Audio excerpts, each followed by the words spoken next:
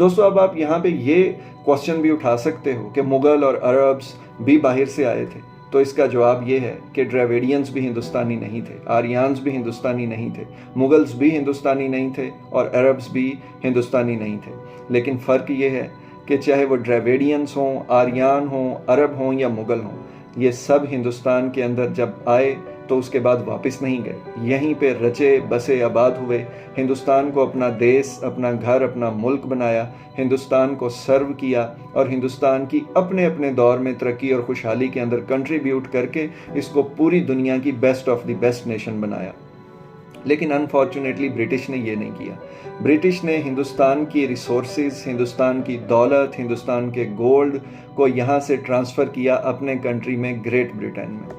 अब फ़र्क देखिए कि जिस टाइम के ऊपर अंग्रेज़ हिंदुस्तान को ऑक्यूपाई करके, कंकर करके यहाँ पे गवर्नमेंट संभालते हैं ब्रिटिश लोग, उस टाइम के ऊपर इंडिया, उस टाइम का इंडियन सब कॉन्टिनेंट दुनिया की सबसे बड़ी इकोनॉमी होता है। और जब 1947 में उनको यहाँ से जाना पड़ता है तो उस टाइम के ऊपर इंडिया 20 बड़ी इकोनॉमीज़ के अंदर भी नहीं होता और इंडिया के अंदर बहुत ज़्यादा गुर्बत होती। वो इंडिया जिसको ब्रिटिश हिस्टोरियंस ने खुद गोल्डन स्पैरो कहा, उस इंडिया के अंदर ब्रिटिश की रूल के टाइम के ऊपर फैमिन आते हैं जिससे हज़ारों लाखों की तादाद में लोग मर जाते हैं। जब British prime minister Winston Churchill को अलेजिडली बताया जाता है कि इंडिया के अंदर बहुत बड़ा फैमिन आया है इंडियन गवर्नमेंट की तरफ से और इंडियन वाइसराय की तरफ से, तो वो और उनको बताया जाता है कि वहाँ पे बहुत सारे लोग मर रहे हैं भूख से, खुराक की किल्लत से, खाना ना मिलने की वजह से, तो वो आगे से कहते हैं कि गांधी तो अभी तक जिंदा है।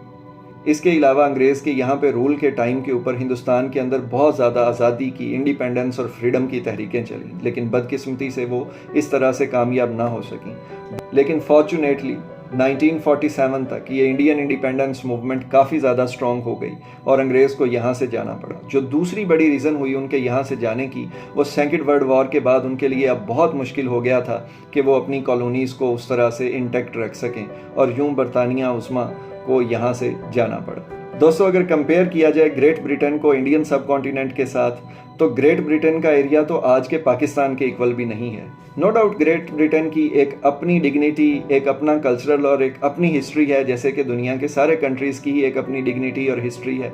लेकिन इंडियन सब कॉन्टिनेंट जो इतना ज़्यादा डाइवर्स कंट्री था, जिसमें इतनी ज़्यादा ह्यूमन डाइवर्सिटी, इतने ज़्यादा रिलीजन्स, इतनी ज़्यादा लैंग्वेजेस यहाँ बोली जाती थी, एक मल्टी कल्चरल रीजन था, इसको तो ग्रेट कॉन्टिनेंट कहना चाहिए था। एक्चुअली तो ये सब कॉन्टिनेंट ये बड़े सगीर नहीं है, ये ग्रेट कॉन्टिनेंट और बड़े असीम है। आपके माइंड में यहाँ पे ये भी आ सकता है कि अंग्रेज़ कैसे सक्सेसफुल रहा, इतने साल उन्होंने अप्रॉक्सीमेटली 200 ईयर्स इंडिया के ऊपर किस तरह से रूल किया। तो इंडिया चूंकि एक मल्टी रिलीजन, मल्टी कल्चरल और मल्टी लिंग्वल रीजन था, तो ब्रिटिश ने इसी चीज़ से फ़ायदा उठाया और हिंदुस्तान की डाइवर्सिटी, हिंदुस्तान के कल्चर, हिंदुस्तान के मल्टी रिलीजन और मल्टी लिंग्वल्स को, इस डाइवर्सिटी को डिवीजन के अंदर ट्रांसफॉर्म कर दिया। यहाँ के लोगों के अंदर उन्होंने इन्फीरियरिटी एंड सुपीरियरिटी कम्प्लेक्स पैदा किए, मज़हब के, धर्म के नाम के ऊपर, ज़बान के नाम के ऊपर, ज़ात के नाम के ऊपर लोगों को आपस में लड़वा दिया। और इसी तरह हिंदुओं और मुसलमानों के बीच में भी नफ़रत पैदा की गई। दोस्तों अनफॉर्चुनेटली पाकिस्तान और इंडिया के दरमियान भी यही नफ़रत आ गई और यूँ 47 में जब दोनों कंट्रीज़, आज के दिन का इंडिया और पाकिस्तान वजूद में आए, तब से ही दोनों कंट्रीज़ के बीच में कोई अच्छे रिलेशंस डेवलप नहीं हो सके। पाकिस्तान और इंडिया एक ऐसे टाइम के ऊपर आपस में लड़ने लगे हुए हैं जिस टाइम के ऊपर स्पेशली 20th सेंचुरी में जब दोनों कंट्रीज़ वजूद में आते हैं, ये सेंचुरीज़ यूनियन बनाने की सेंचुरी है। जब हम देखते हैं दुनिया में दो तरह की बड़ी यूनियंस बन रही होती हैं, एक वो यूनियन जिसके अंदर स्टेट्स अपनी आइडेंटिटी सरेंडर करके यूनियन बनाती हैं, जैसा नॉर्थ अमेरिकन स्टेट्स ने किया जिसको हम यूनाइटेड स्टेट्स ऑफ अमेरिका कहते हैं, और दूसरी तरफ एग्जांपल है यूरोपियन यूनियन की, जिसके अंदर कंट्रीज़ ने या स्टेट्स ने अपनी आइडेंटिटी को सरेंडर नहीं किया उस तरह से, लेकिन उन्होंने एक इकोनॉमिक और स्ट्रेटेजिक यूनियन बनाया, आपस में बहुत अच्छे रिलेशंस बनाए, वीज़ा पॉलिसीज़ को सॉफ्ट कर दिया।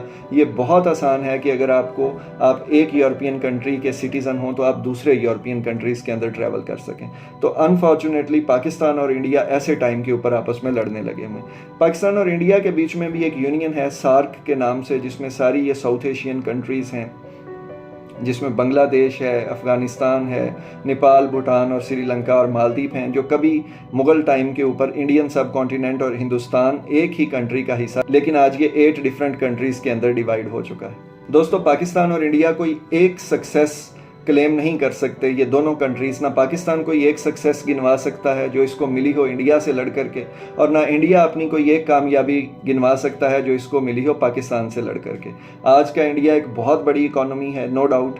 आज इंडिया G7 से लेके G20 तक का मेंबर है। इसके मिशंस चांद के ऊपर जा रहे हैं। इंडिया रीजनल ब्लॉक में ब्रिक्स और SCO का भी मेंबर है। पाकिस्तान भी SCO का मेंबर है, लेकिन पाकिस्तान ब्रिक्स का उस तरह से मेंबर नहीं है। अनफॉर्चुनेटली पाकिस्तान की इकॉनमी अभी इतनी बड़ी नहीं है कि पाकिस्तान G7 या G20 के प्लेटफॉर्म्स का मेंबर बन सके। इंडिया आज ख्वाब देखता है दुनिया की एक बड़ी ताकत, एक बड़ी वर्ल्ड पावर बनने का, एक ग्लोबल पावर बनने का। तो ज़्यादा रिस्पॉन्सिबिलिटी इंडिया के ऊपर आती है कि वो पाकिस्तान के साथ अपने रिलेशन को ठीक करे। अगर वो एक वाकई एक ग्लोबल पावर बनना चाहता है तो ये बिल्कुल मुमकिन नहीं है कि उसके नेबर में इतने बड़े कंट्री के साथ, जो दुनिया का आज पाकिस्तान 5th लार्जेस्ट कंट्री है पॉपुलेशन के एतबार से, उसके साथ उसकी राइवलरी हो, एनिमिटी हो और उसके रिलेशंस उसके साथ ख़राब हों। दूसरी तरफ अगर पाकिस्तान भी अक़वाम आलम के अंदर अपना एक वक़ार पैदा करना चाहता है, पाकिस्तान भी इकनॉमिकली स्टेबल होना चाहता है, तो पाकिस्तान के लिए भी ये बहुत इंपॉर्टेंट है कि पाकिस्तान अपने रिलेशंस इंडिया के साथ नॉर्मल करे, ठीक करे। दोनों कंट्रीज़ के बीच में अगर फ्रेंडशिप हो और एक आइडियल रिलेशंस हो। देखें 75 ईयर्स से दोनों कंट्रीज़ का पूरी दुनिया में जो इंट्रोडक्शन हुआ है वो इनकी राइवलरी और इनकी दुश्मनी की वजह से हुआ है। लेकिन क्या ही अच्छा हो कि पाकिस्तान और इंडिया का जो दुनिया के सामने इंट्रोडक्शन जाए वो दोस्ती का, अमन का और मोहब्बत का इंट्रोडक्शन जाए। दोस्तों, पाकिस्तान और इंडिया के दरमियान जो बड़े इश्यूज़ हैं जिनकी वजह से 75 ईयर्स से ये कॉन्फ्लिक्ट चला रहा है, उसमें टॉप ऑफ द लिस्ट है कश्मीर कॉन्फ्लिक्ट और दूसरा है वाटर कॉन्फ्लिक्ट। पाकिस्तान के सारे दरिया इंडिया से बहते हुए पाकिस्तान की तरफ आते हैं और इस वजह से भी दोनों कंट्रीज़ के बीच में एक कॉन्फ्लिक्ट की सिचुएशन रहती है पानी के ऊपर, क्योंकि दोनों एग्रीकल्चरल कंट्रीज़ हैं और दोनों को अपने एग्रीकल्चर के लिए बहुत ज़्यादा पानी की ज़रूरत होती है। और जो सबसे बड़ा कॉन्फ्लिक्ट है पाकिस्तान और इंडिया के बीच में वो है कश्मीर कॉन्फ्लिक्ट। दोस्तों, कश्मीर की वजह से ही ये सारी जंगें हुई पाकिस्तान और इंडिया के बीच में। कश्मीर का कुछ पार्ट पाकिस्तानी एडमिनिस्ट्रेटेड है और कुछ पार्ट इंडियन एडमिनिस्ट्रेटेड है, और इसके दरमियान जो बॉर्डर है, जिसको एक्चुअली एक इंटरनेशनली रिकॉग्नाइज्ड बॉर्डर नहीं कहा जाता, इसको लाइन ऑफ कंट्रोल कहते हैं। दोस्तों, इस लाइन ऑफ कंट्रोल के ऊपर पूरा साल पाकिस्तानी और इंडियन फ़ौजों की झड़पें होती हैं, जिससे दोनों तरफ के फ़ौजी अपनी कीमती जानें ज़ाया करते हैं। तो इस लाइन ऑफ कंट्रोल को भी लाइन ऑफ पीस के अंदर बदला जा सकता है।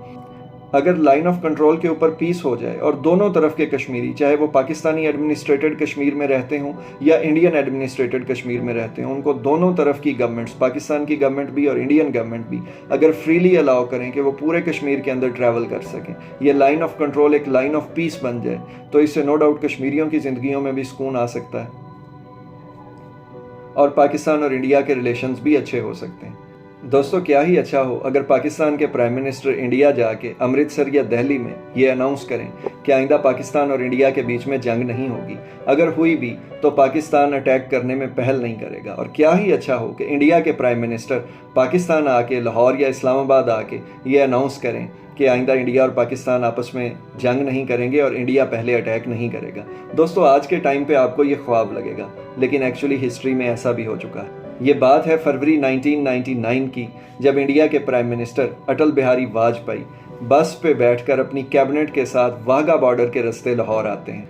और बेसिकली उनके आने का पर्पज़ होता है लाहौर से नई दिल्ली तक दोस्ती बस सर्विस का आगाज़ करना। तो दोस्तों, इंडिया के प्राइम मिनिस्टर को रिसीव करते हैं उस टाइम के पाकिस्तानी प्राइम मिनिस्टर नवाज शरीफ। तो दोस्तों, उस टाइम पे Indian prime minister Atal Bihari Vajpayee मीनार पाकिस्तान लाहौर पे खड़े होकर ये अनाउंस करते हैं कि आइंदा पाकिस्तान और इंडिया के बीच में जंग नहीं होगी। अगर कुछ ऐसी सिचुएशन बनी भी तो इंडिया पहले अटैक नहीं करेगा। दोस्तों, ये पाकिस्तान और इंडिया के म्यूचुअल रिलेशन में सबसे बड़ा ब्रेक थ्रू था, लेकिन अनफॉर्चुनेटली उसके बाद कारगिल वॉर हुई। दोस्तों, जैसा कि हमने डिस्कस किया कि 75 ईयर्स में पाकिस्तान और इंडिया के म्यूचुअल रिलेशन अच्छे नहीं रहे, जिसकी वजह से बहुत ज़्यादा सफ़र किया है यहाँ के अवाम ने। नो डाउट, जैसे हमने इंडिया की कामयाबियाँ गिनी कि इंडिया अब एक बड़ी इकनॉमिक पावर बन रहा है और वो बड़े बड़े इंटरनेशनल प्लेटफॉर्म्स का भी हिस्सा है, लेकिन इंडिया में भी बहुत ज़्यादा गुर्बत है और पाकिस्तान में तो गुर्बत और भी ज़्यादा है। पाकिस्तान की इकॉनमी तो इंडियन इकॉनमी से भी ज़्यादा वीक है।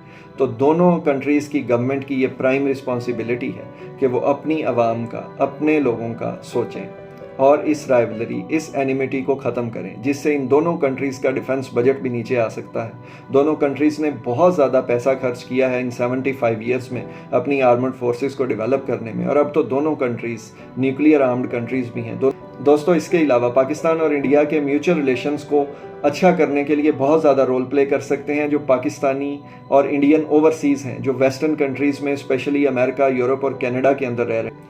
और इस तरह से ये अपने अपने कंट्रीज़ में इन्फ्लुएंस यूज़ करके पाकिस्तान और इंडिया के रिलेशंस को अच्छा कर सकते हैं। दोस्तों इस सब में बहुत ज़्यादा रिस्पॉन्सिबिलिटी आती है दोनों कंट्रीज़ के यूथ के ऊपर। पाकिस्तान की पॉपुलेशन और इंडियन पॉपुलेशन दोनों का बहुत बड़ा पार्ट यूथ है, नौजवानों पर मुश्तमिल है, जो दोनों कंट्रीज़ की पॉपुलेशन का अप्रॉक्सीमेटली 60 to 70% है। और स्पेशली एजुकेटेड यूथ की तो ये बहुत बड़ी रिस्पॉन्सिबिलिटी है कि वो अपना रोल प्ले करें ताकि यहाँ पे गुर्बत का ख़ात्मा हो सके। ये 75 ईयर्स का नफ़रत का, जंगों का, राइवलरी और दुश्मनी का माहौल ख़त्म हो सके ताकि पाकिस्तान और इंडिया दोनों ज़्यादा प्रोग्रेस कर सकें, ज़्यादा खुशहाल और ज़्यादा वेलफेयर स्टेट्स बन सकें। लॉन्ग लिव इंडिया, पाकिस्तान पाइंदाबाद। Thanks for watching.